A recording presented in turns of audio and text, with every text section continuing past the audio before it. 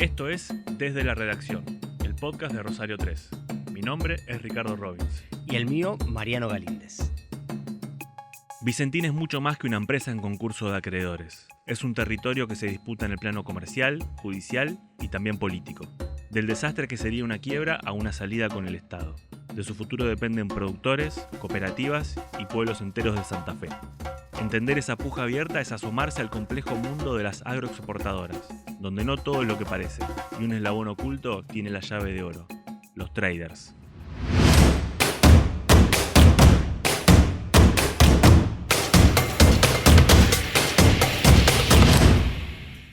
Hace 2 años y medio, Vicentín declaró la cesación de pagos. Eso generó un cimbronazo en el mundo del campo y de la agroexportación. Hubo un intento de intervención del Estado Nacional que fracasó. Después múltiples denuncias y causas penales. Y hace 2 semanas la Corte Suprema volvió, a patear el tablero, tomó la causa del concurso en este caso, y abrió una especie de compás de espera medio de incertidumbre generalizada. Mariano, ¿cómo está la situación? Si hay un vicentinólogo que puede explicarnos qué está pasando, ese sos vos. Mira, la situación hoy es de stand-by. Se espera la decisión de la Corte. ¿Qué decisión puede tomar la Corte Suprema de Justicia de Santa Fe? Puede decir, luego de haberle pedido al juez que lleva la convocatoria de acreedores, Fabián Lorenzini, luego de haberle pedido que frene los procesos, la marcha del concurso, que suspenda todos los plazos procesales, todos los trámites, y que le mande todos los expedientes para leerlos, ahora se espera que la Corte defina qué hace. ¿Qué puede hacer? Muchas cosas puede hacer. Puede decirle al juez, la verdad que lo vi al expediente y tenés razón, está todo bien, siga. O decir, no, esto está mal, y agarrar y cambiar de juez. O decir, no, esto está mal, defino yo qué es lo que hay que hacer con el concurso. Cualquiera de esas decisiones, sobre todo estas últimas que te cuento, son de una magnitud muy fuerte para el futuro de la empresa. Todas. O sea que la Corte puede llegar incluso a convertirse en una especie de gran juez del concurso. Totalmente. Un caso, a ver, Vicentín es el default más grande de la historia del mercado de granos y también en la provincia de Santa Fe. Si bien por monto puede ser que no lo sea, Celulosa en su momento tuvo un monto mayor, es el más complejo. Ellos deben $1.500 millones aproximadamente, fue lo que dejaron sin pagar. Es el más complejo por la cantidad de cosas que supuso ese concurso, porque no era que se le debía mucha plata a alguien, se le debía mucha plata a productores grandes, chicos y medianos, a bancos privados, públicos, a bancos extranjeros, al Estado, una empresa gigantesca con sociedades entrecruzadas. La complejidad hace que no solo sea importante en monto, sino que es el más complejo. ¿Y qué pasa con la normativa cuando aparecen estos casos tan grandes? La normativa explota. La normativa para un concurso de acreedores está pensada para un concurso común, de una empresa común, con un monto común. Puede ser mayor o menor. Puede tener una conflictividad mayor o menor. Por ejemplo, un concurso con la empresa cerrada. O un concurso más tranquilo, con una empresa abierta por menos plata. Pero nunca una cosa tan complicada, donde intervienen bancos extranjeros, donde hay denuncias penales. Ahora donde está la cuestión constitucional, porque esta decisión de la Corte es un tema constitucional, donde interfieren todos los organismos del Estado. Y el impacto social que genera en pueblo y comunidad de la región. Claro, todo eso hace que la normativa haya quedado chica. La normativa haya sido desbordada por este caso. Por eso también hay tantos grises y tanta posibilidad de judicialización. Esto que está haciendo la Corte Suprema es único. A ver, en los últimos 50 años hubo 2 o 3 casos nada más de abocamiento, como se le llama a esta decisión de la Corte, de abocarse sobre un tema. ¿Por qué interviene la Corte? Porque hay una denuncia del segundo acreedor en importancia en el mercado de granos, que es la empresa Commodity del grupo Grassi de Rosario. Le deben más de $10 millones, le dejaron sin pagar, y hace una presentación a la Corte diciéndole: sospecho acá, y te dejo indicio acá de que hay irregularidades, que se están por cometer delitos, que hay procesos oscuros, que hay trampas. La Corte, precisamente su titular, porque no es una decisión en pleno, sino del presidente de la Corte, Rafael Gutiérrez, le pareció suficientemente sostenible argumento para ponerse a ver. Pero además, al ser la Corte, no ignora que hay procesos penales en su mismo alcance y fuero. En parte, ¿por qué la Corte toma decisión también? Porque lo que sostienen los denunciantes, la estrategia de Vicentín, ¿cuál es? Correr por el lado comercial la presión que se le está generando en el lado penal. O sea, lograr una solución comercial que le desinfle toda la avanzada penal en su contra. Si la empresa, fíjate vos, logra un acuerdo de acreedores, o sea, que la mayoría de los acreedores le digan que sí a su plan de pago, puede decir, pará, la mayoría de los acreedores me dicen que aceptaron. La empresa siguió funcionando, nunca dejé de pagar un sueldo y además nunca despedí a nadie. Claro, Entonces me desinflan la causa penal. ¿Dónde está el fraude? ¿Dónde está el fraude, la estafa? Acá Claro. hay 2 acreedores que no quieren agarrar el acuerdo porque dicen que no les conviene y me hacen todo este problema. Entonces, por eso, la estrategia de Vicentín es apurar el trámite concursal para desinflar el penal. ¿Por qué está investigado penalmente Vicentín? Y tiene a todo su exdirectorio imputado por estafa, por administración fraudulenta, por falsificación de balances. Básicamente, la estafa consistía en 2 estafas. En hacer ver una situación financiera estable cuando no la tenía, mentir con los balances, mentir con los informes que le ponían, que le presentaban a los bancos, mentir a los productores que hasta último momento bancos y productores le siguieron prestando, uno plata y el otro granos. Después, obviamente, era toda plata que sabía Vicentín que no iba a poder volver o granos que no iba a poder pagar. Entonces ahí está la estafa, la administración fraudulenta, la presentación de balance falso. Eso es la visión que tienen quienes lo están denunciando. Y ojo, y esto también quiero decirte, a Vicentín lo denuncia el Banco Nación. Vos me decís, bueno, política. Lo denuncia Grassi y un par, 3 o 4 más acreedores comerciales. Vos decís, bueno, afectados. Pero también lo denuncian bancos privados como el Banco Macro y un conglomerado de bancos internacionales de Holanda, de Francia, del Banco Mundial, que no puede decir que están haciendo política. O sea, a ver, son denunciantes de peso, gente, abogados de primera línea, contratados desde afuera, que por primera vez habían venido a Rosario y fueron directamente al Centro de Justicia Penal. Pero, además del detalle de lo que ocurrió, por ejemplo, con el Banco Nación, esos créditos que le dieron ahí los últimos meses de gobierno de... Violando sus estatutos. El Banco Violando Nación todo no podía estatuto. prestarle tanta plata a Vicentino, no podía prestarle tanta plata a un solo cliente. Creo que es el mes de noviembre del 19, que le prestan prácticamente un préstamo por día, incluso los fines de semana. Sí, totalmente. Un préstamo, cuando lo que dicen las autoridades del Banco Nación, las nuevas autoridades, sabían que no le iban a devolver. Al Banco Nación le deben, es el principal acreedor, le deben 330 millones de dólares. Muchísima plata. Entonces, lo penal está complicado, tiene todo el directorio imputado, tiene causas también en Buenos Aires, en Comodoro Pi, más o menos, que avanzan más despacio, pero también avanzan. Entonces, ¿qué dice? O sea, que es una carta política, la de cerrar el concurso Le para decirle a la permitiría justicia desinflar. penal. Claro, entonces, ante esta dualidad donde algo pasa en la justicia comercial que valga, hay que entender, la justicia comercial siempre tomó distancia de lo que pasaba penalmente. ¿Sí? Como que vos ves los informes de la sindicatura, nunca hicieron mención a toda esta denuncia. Los informes del juez, nunca hicieron mención a todo esto. Entonces, ¿qué dice? La justicia comercial avanza, la penal avanza, están chocando y la corte dice a ver qué pasa. Claro. Tiene sentido en ese sentido. Hace falta un árbitro ahí. Un árbitro, a ver qué pasa acá, porque ¿y qué dice? Por el contrario, ¿qué dice Vicentín? Yo estoy por arreglar con todos, como hay un grupito que se resiste, me hace la denuncia penal, me avanza la penal, me meten al presidente en cana, o sea, toda esa historia, en realidad lo penal para ellos le está interfiriendo en la salida concursal. Entonces, ante esa situación la corte dice, bueno, acá algo está pasando, tengo que analizarlo y tengo que verlo. Es inédito totalmente. No hay, por ejemplo, no hay plazo la corte para decidir. Puede decirlo en una semana, en 10 días o...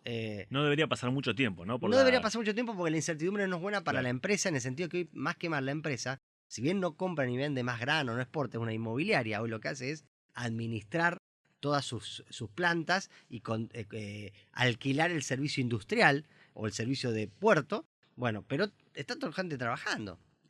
No hubo despidos masivos, cobrando el salario en tiempo y forma. Entonces esta incertidumbre procesal tampoco es buena. Entonces la corte eso lo va a tomar en cuenta. Pero tiene mucho para leer, ¿eh? No, vamos a eso, vamos Dale. a poner un punto acá Sí. y a meternos en eso que estaba por ocurrir. Ujú. Digamos que esto obviamente vino a ser algo totalmente disruptivo, pero había un escenario de 3 posibles salidas para el gran conflicto de Vicentín. Ujú. A ver si nos podés Sí, explicar, sí. si nos podemos meter en cada una de esas 3 salidas, Ujú. en qué consisten y cómo venían. Me refiero a un acuerdo entre privados, una quiebra, que sería el extremo, o un salvataje o cram down. ¿Qué significan? ¿Cómo estaban esas 3 posibilidades antes de la intervención de la Corte? Bien, el acuerdo comercial, Vicentín hizo una propuesta de pago muy sui generis, única en su estilo. por el cual a grandes rasgos podría decir le ofrecía a todos los acreedores a los que le debía hasta $30.000 pagarle todo de una, tac, ¿sí? Todo de una, en dólares, a los 5 días de homologado el concurso. Al resto no les daba quita, sino que les capitalizaba todas esas acreencias en un fideicomiso a 12 años, y al término de 12 años le compraba esas acciones producto de la capitalización de la deuda. Dice, no hay quita, me tengo que esperar 12 años. ¿Qué dicen los acreedores del campo medianos y grandes? Esa propuesta en realidad, de pagarme $30.000 ahora y el resto a 12 años, es mentirosa. Y en realidad es una quita del 80 o el 90%. ¿Dónde estaba la salida que tenía Vicentín? En que los bancos grandes del exterior, como grupo a los que más les debe, $500 millones, todo indicaba que le estaban por decir que sí. Con esos adentro, arañando, pero llegaría a ese 66%. Esa propuesta era la que estaba por salir. Tenía muchos vicios esa propuesta según los denunciantes. 2 te voy a nombrar para no hacerlo complicado. Uno procesal, ¿cuál era? Que Vicentín hizo una categoría de acreedores que fuera de tiempo y forma. Y el segundo, que la plata para pagar ese dinero, esos $30.000 a todo el primer pago a todo el mundo, salía básicamente, o iba a salir de la venta del 33% de las acciones que Vicentín tiene en Renova. Renova es la aceitera de Timbúes, la más grande del planeta, la más moderna del planeta, que tenía en su momento mitad y mitad con Glencore, hoy llamada Viterra, que Vicentín, previo al default, horas antes le vende el 16% en una operación muy cuestionada, porque muchos dicen que fue un pago a Glencore que se le hizo, se le regaló eso, se le puso eso, para que Glencore no vaya a convocatoria contra ellos. ¿Sí? O sea, tanto aquella venta como esta están sospechadas de que son activos que se le sacan al grupo. Sí, esta venta no está concretada y ahí que viene la otra irregularidad. Esa venta donde Vicentín le dice yo te voy a pagar, en este acuerdo con esta plata, esa venta hoy por hoy no se puede hacer porque está prohibida por la justicia. Hay en la justicia penal un fallo de cámara, o sea, segunda instancia, que da vuelta un fallo de cámara, que prohíbe la venta de acciones de Vicentín de cualquier cosa, prohíbe el desguace. Entonces Vicentín está ofreciendo, ¿qué dicen los que denuncian a la empresa? Vos estás ofreciendo pagar algo con plata que vas a sacar de una venta que está prohibido hacer. Pero ese acuerdo te trazaba una especie de mapa de los chiquitos para tener cantidad de acreedores, los grandes bancos para tener monto, y del otro lado te quedaban los medianos, afuera. Gracias, un caso de ellos, y el Banco y Nación, el Estado. ¿Y por qué el Banco Por Nación? eso se genera también como una especie de dos bandos. Efectivamente. Y los medianos, por estas cosas raras que tiene el país, ¿no? Tal vez uno de los pocos lugares donde el Estado y el campo van juntos de la mano. Impensado. Impensado totalmente. Pero fíjate lo que... Por eso este concurso es tan apasionante, porque genera estas cuestiones. Grupo serialista por excelencia, como es el Grupo Grassi, de la mano del Estado de Alberto Fernández, con un Estado kirchnerista. ¿Y por qué el Estado se opone? Porque el Estado se opone porque a ellos, como es un acreedor privilegiado y tiene una hipoteca sobre una planta de etanol de Vicentina del Norte, le dije, bueno, a ustedes les pagamos todo con la recaudado por la planta de etanol. El cálculo que hizo el Estado es que la plata se la van a devolver al menos en 80 años. El bono 100 años. Claro, el bono 100 años entonces, no puedo aceptar. Entonces, ellos se enfrentan a eso y es lo que están purgando la segunda salida que estaba en el mapa, que es la del crackdown o toma del control por parte de los acreedores. Antes de ir a detallar eso, está bueno lo que decís, porque incluso hay declaraciones de Grassi que plantea eso. ¿Por qué dicen que defienden al campo cuando defienden a Vicentín? Si nos están pagando el 20%, digamos.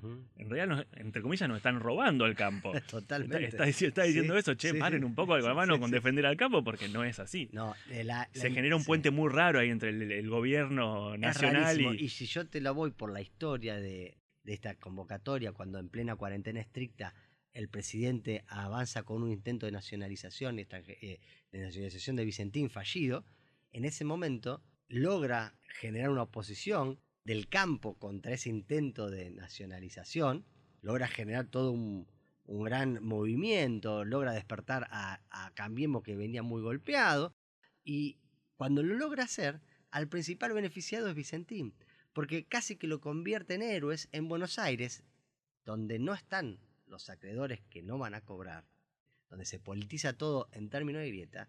Vicentín es una causa defendida por la oposición y está armado el halo de esta empresa que le fue mal, que cayó, que bueno, alguna bravuconeada habrá hecho por ahí, pero bueno, cayó, pero está bajo el azote del Estado que se la quiere quedar. O sea, esa es la imagen que el mal paso de Alberto Fernández cuando intentó la primera nacionalización convirtió casi en héroe a Vicentín, y en aquel momento que le dio, cuando todavía no estaban las denuncias penales, cuando todavía no se sabía todo lo que había pasado, le dio, los convirtió en héroes. Que Y de les alguna dio un manera tiempo eso fundamental. empieza a resurgir con este escenario distinto, pero empieza a resurgir Mm. cuando la Corte interviene, cuando Alberto dice, che, el escenario es distinto, podemos volver a hablar de De nacionalizar la naciones. deuda o ver cómo Así se es, puede así intervenir. es, así es. Pero antes de ir a Sí, eso, para entender bien sí, en sí. profundidad, nos queda explicar las otras La dos otra, variantes. la del cram down. Una es la quiebra, obviamente. Ujú. La quiebra sería una catástrofe. Así es. Mira, el espíritu de la ley de concurso de quiebra y los usos y costumbres de los jueces civiles y comerciales en este tema es tratar de salvar la empresa. ¿Sí? Todo está pensado normativamente y por uso en que la empresa que entra en convocatoria logre salir. Convencido de que una empresa que se cierra, que se quiebra, es una empresa que se pierde. Todo está pensado para que no vaya a quiebra. ¿Qué queda entonces? Que esta segunda, que habíamos dicho que es el cram down o toma de control de los acreedores. Esta propuesta donde, vencido el plazo que tenía la empresa para lograr un acuerdo, cualquier tercero, nosotros dos podemos empezar a negociar con los acreedores una salida. Cualquiera. Ya no tiene la empresa la exclusividad para hacer una propuesta de pago.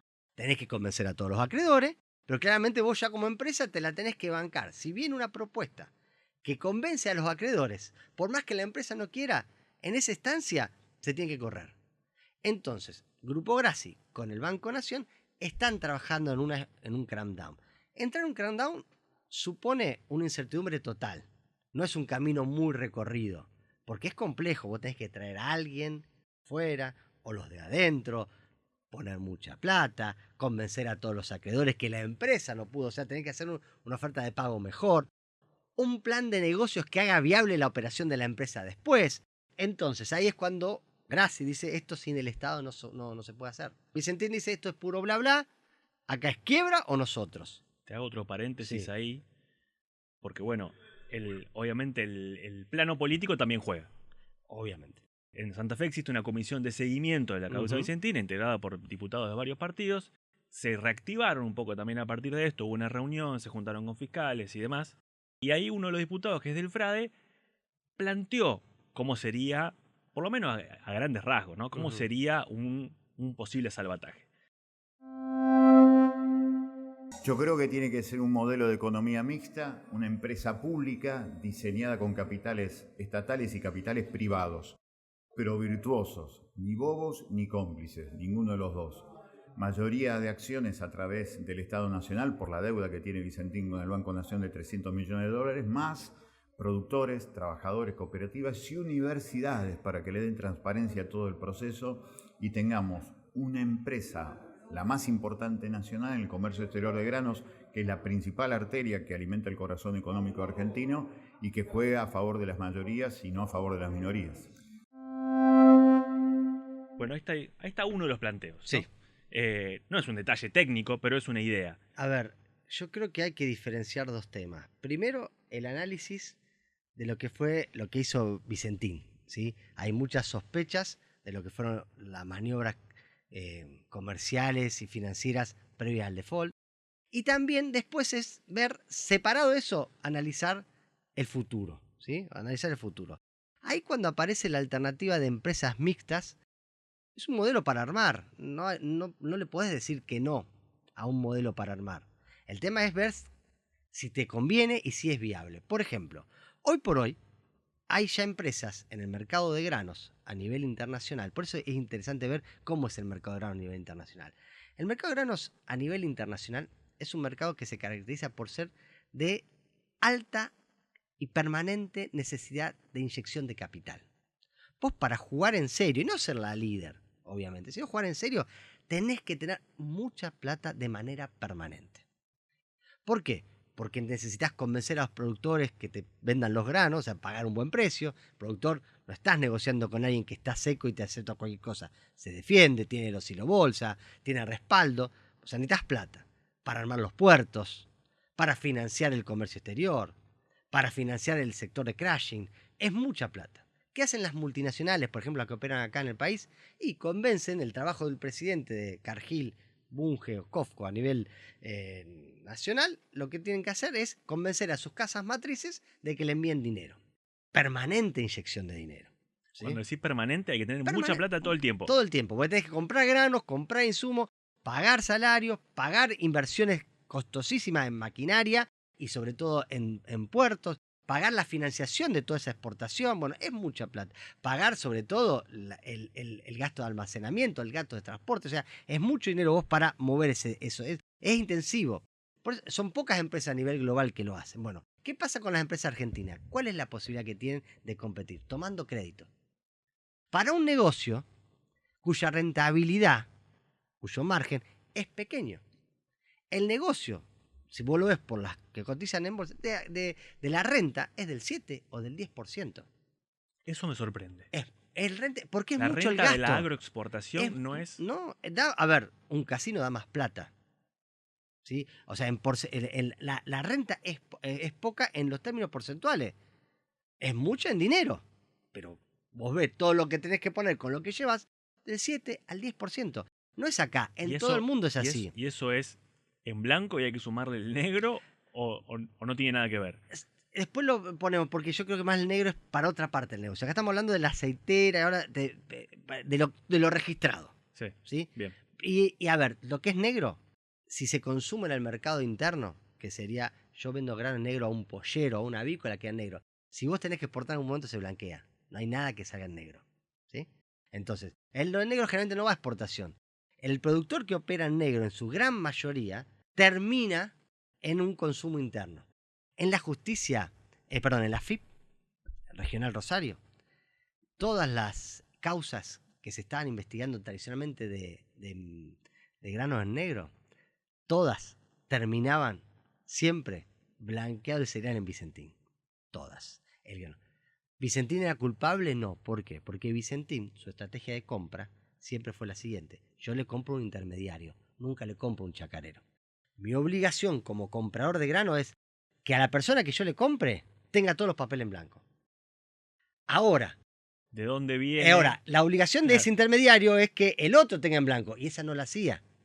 Por eso Vicentín nunca quedó involucrado en estos temas. O sea, el grano que se interdictaba, que descargaba Vicentín, la culpa era del que le había vendido, el acopio, el corredor, ¿sí? O la cooperativa que le había vendido a Vicentín. Vicentín dice, yo le compré a una persona que tiene todos los papeles en orden.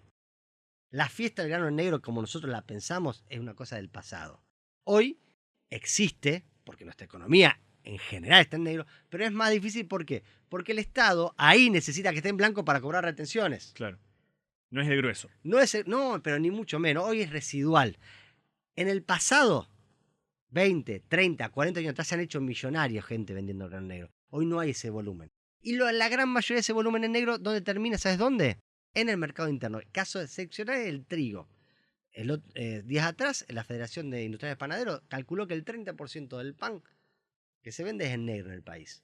Si se vende pan en negro en el país, 30% es que todo el molino y el productor, todos son parte de esa venta en negro. Qué fuerte que el pan, que es como pan y trabajo, muy simbólico, el 30% del pan que Pero comemos ¿qué pasa? está en negro. La harina no es un término menor, la harina para el pan Sí. que se exporta. En cambio, la soja, todo el mundo, el gobierno necesita. Entonces, ahí generalmente el grano en negro de la soja termina abasteciendo, o el grano robado o decomisado, abasteciendo a un pollero, a un chanchero, a un tambero, a un filotero, a un ganadero que en el medio del campo te compra 5 o 6 bolsas de harina de soja para hacer harina, para hacer alimento balanceado, perdón. Volviendo al tema del Fry y su propuesta. Primero, entonces, el negocio exportación es un negocio de capital intensivo. ¿Sí? No en vano todos los puertos que vos ves ahora, los 20 y pico de puertos que hay en nuestra región, son la mayoría, menos el de Puerto Rosario, que una concesión, son todos privados. Hay que alguien que sacar y poner millones para poner un puerto que además permanentemente hay que darle de comer, porque hay que asistirlo, hay que mantenerlo, las plantas son cada vez con tecnología más moderna y sobre todo pagar a los exportadores. Entonces la pregunta ¿es buen negocio para el Estado? Con las necesidades que tiene de fondos, usar de por vida esa plata. No en vano, hoy en la actualidad casi no existen empresas estatales en el comercio de granos. La exportación de granos, exportación de grano, y sobre todo de los subproductos, aceite y harina, que es lo que realmente Argentina es fuerte, somos primeros exportadores de harina, de aceite, ese negocio no es que vos comprás el grano, lo molés y lo embarcás. En algún momento hay que vendérselo a alguien. Hay que llegar al país comprador, a veces compra el Estado, de un país comprador, a veces al vendedor, al comprador final, a la mega granja de cerdo de China, a la mega cadena de industria molinera de Europa. O sea, todos esos lugares hay que saber a quién venderles. Ese know-how no está en Argentina y lo tienen las exportadoras en sus casas matrices o en lo que ellos llaman los traders, que es el real lugar donde se hace el dinero. ¿Dónde se hace el dinero en el mercado de granos? En los traders. ¿Y por qué esto es muy importante? ¿Qué es un trader? El trader es el operador comercial, el que sabe a quién comprar y a quién vender.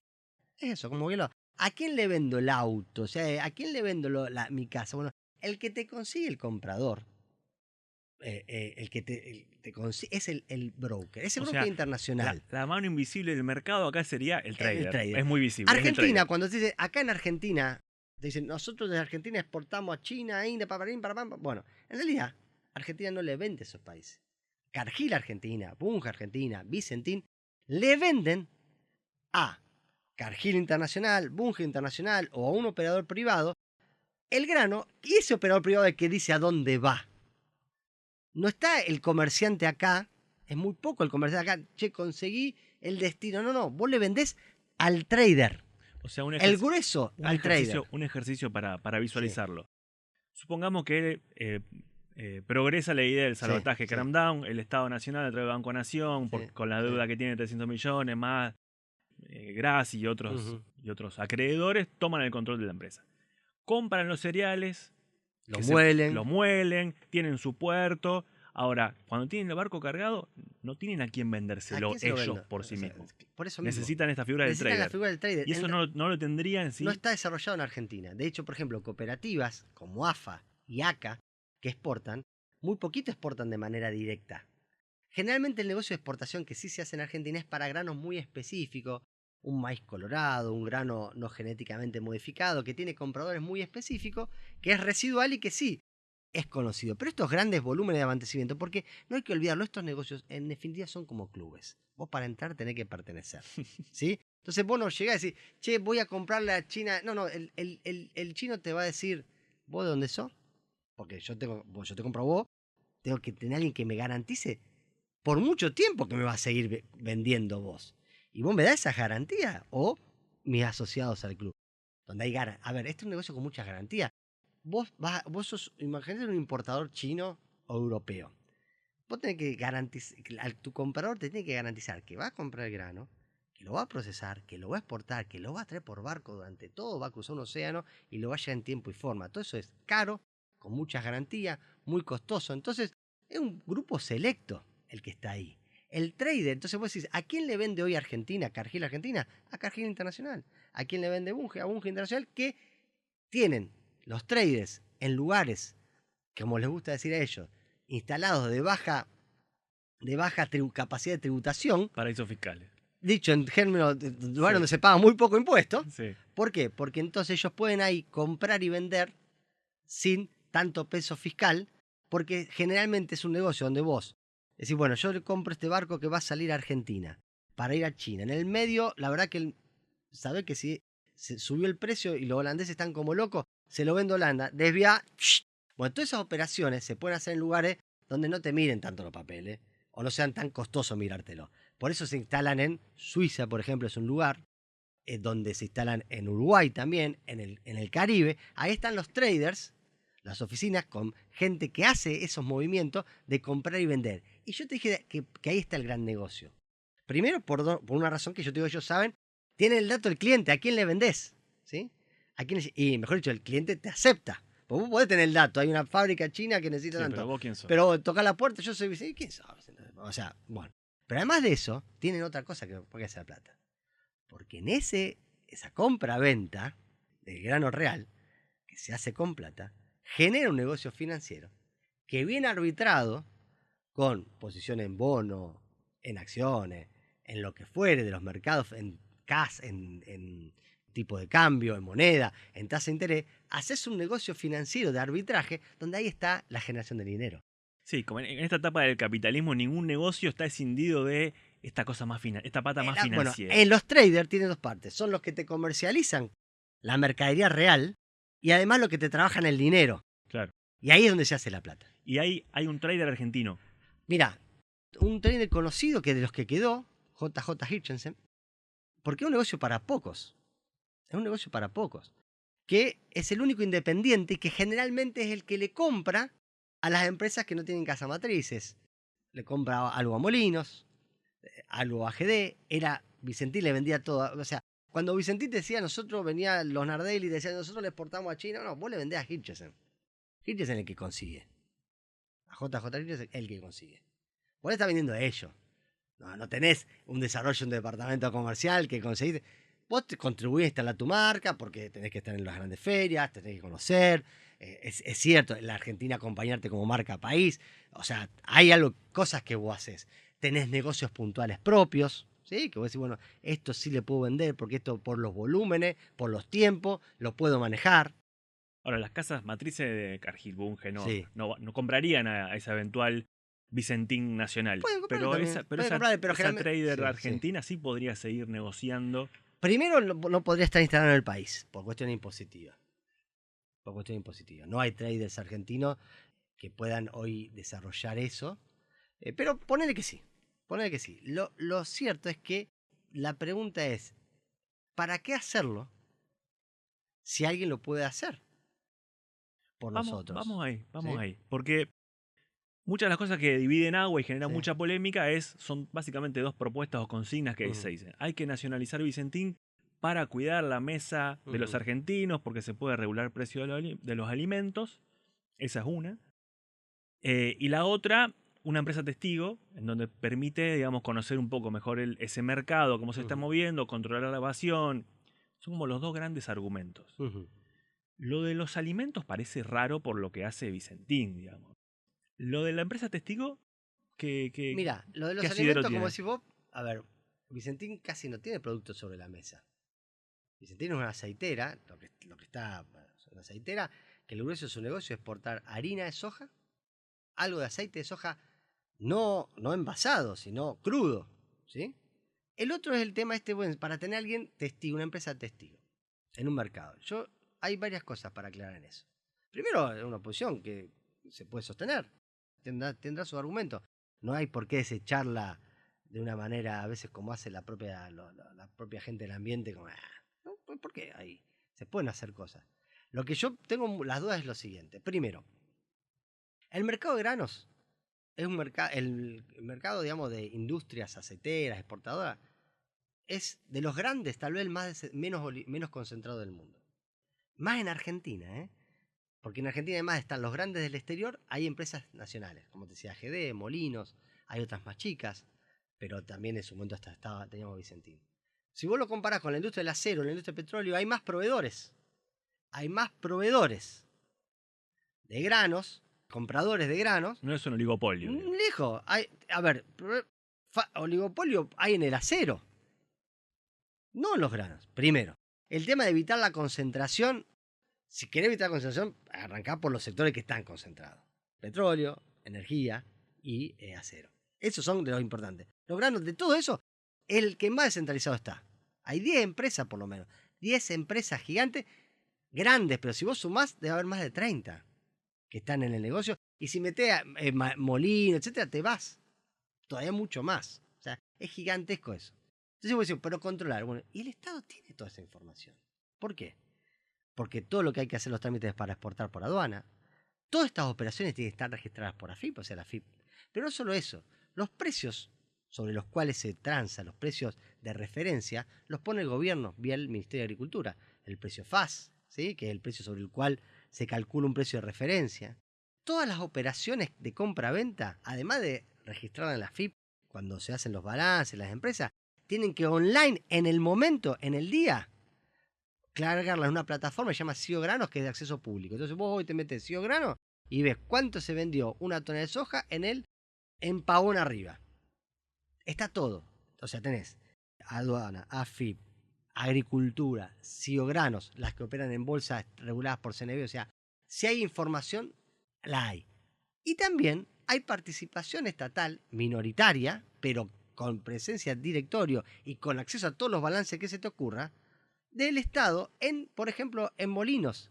¿Por qué? Porque cuando el Estado se queda, nacionaliza las FJP, las acciones que tenían las FJP en empresas del Estado, por ejemplo, si hablamos de incinerar, si hablamos de la acería, en molinos se quedó con una participación importante. Ya Entonces, tiene una ventanita ya para espiar ahí. ya sabe, no es que es ajeno. Está todo, eso está todo. Vos acá compraría Vicentín, que es una más del montón. Las grandes que manejan el negocio hoy es Viterra, que es Glencore, Cofco, Cargill, son las tres. Una segundo nivel, tenés a Dreyfus, tenés a ADM, tenés a Molinos, tenés a GD.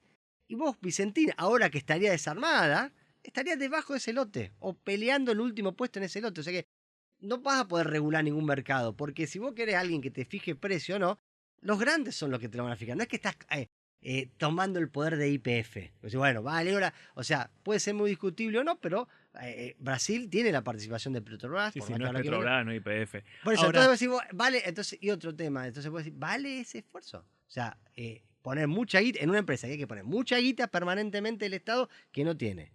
Para un negocio exportador. Y además, cuando vos, el Estado, ya es parte de la renta exportadora, vía retenciones y no tiene que gastar plata. Si ya el 30 y pico % va directamente al Estado. es como un socio sin riesgo, Ya digamos. es un socio sin riesgo, que es lo que se queja el campo. Claro. Entonces, si no es que vos decís, con Vicentín seríamos parte, ya lo sos y de una forma más eficiente. Entonces, a mí lo que me parece de ese estilo, o sea, no le veo no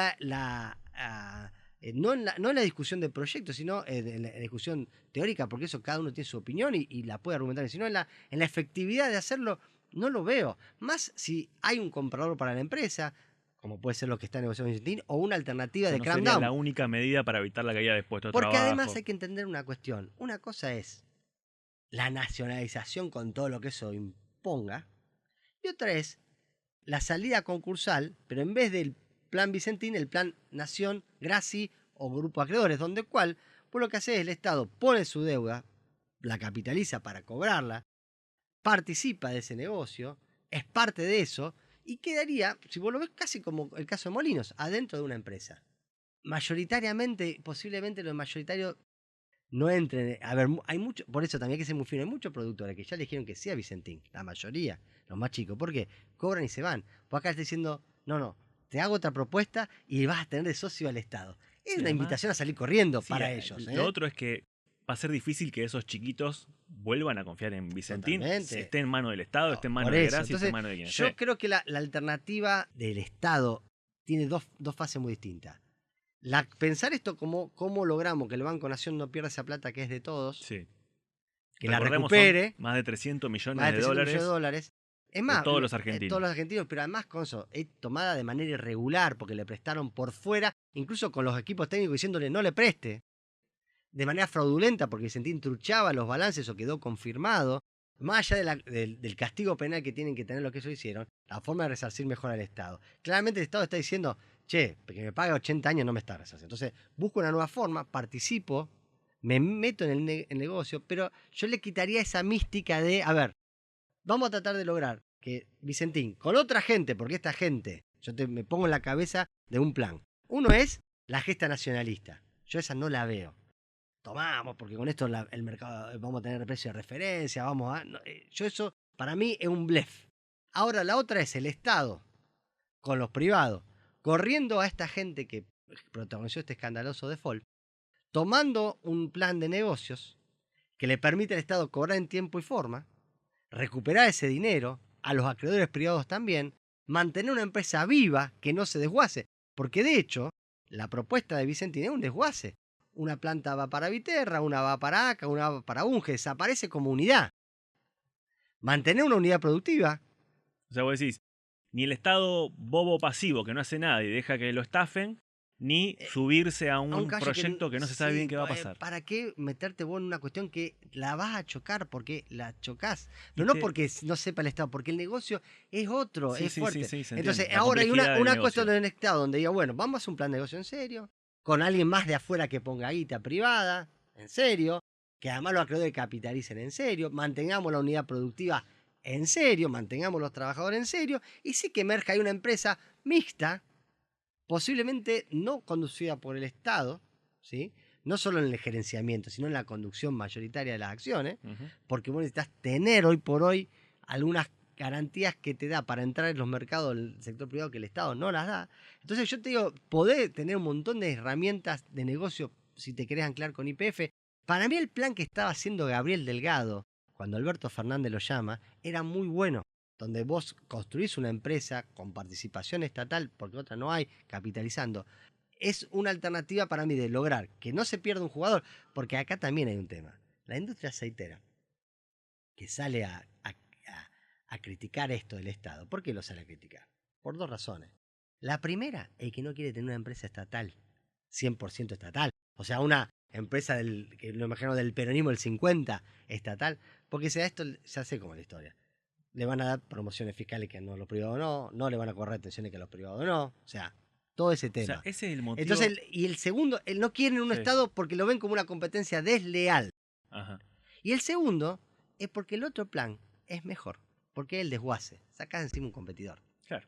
Nos repartimos Nos el repartimos porcentaje el que porcentaje. tenía. Entonces no les gusta que haya otro privado. Eso es porque los últimos comunicados Sí, sí. no de Vicentín, que es lógico que se oponga, que Obviamente. denuncie, Sí, que sí. es bastante es coherente, sería Ujú. ilógico que haga otra cosa. Ahora, la Cámara, Ujú. las cámaras, los privados salen, pareciera que prefieren defender supuestos ilícitos, bastante probados en algunos casos. Hacían la vista gorda, nunca ¿Qué? se pronunciaron sobre ese tema. Eso, digamos, eso no les molesta tanto como una posible intervención de cualquier tipo del A Estado. ellos lo que tal cual. Una de las cosas, para mí, la Cámara de Industria Aceitera, es lógico.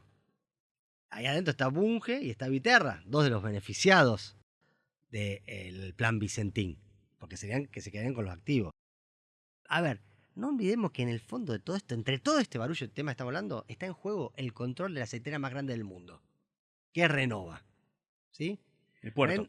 Aceitera, puerto y aceitera. La capacidad de crashing más grande del mundo es Renova, en Timbúes. Es la más grande, la más moderna, la más eficiente. Que era 50 y 50 Vicentín Viterra, que le vendió en este momento 16 y queda un 33%. ¿Viterra qué quiere? Que no se le meta el Estado en ese 33%. Y tampoco algún socio, como en algún momento se hablaba de Díaz y Forti, ¿te acordás del grupo Olio? No quiere ella. Hoy Viterra es más importante que Cargill y que Cofco en el mercado de grano. Son los que lo manejan. Viterra es Glencore, ¿sí? Es una multinacional desconocida para el común de la gente, pero es la que tiene la mayor peso de nuestras exportaciones de granos y de aceites y de harina. Bueno, eso está en juego también.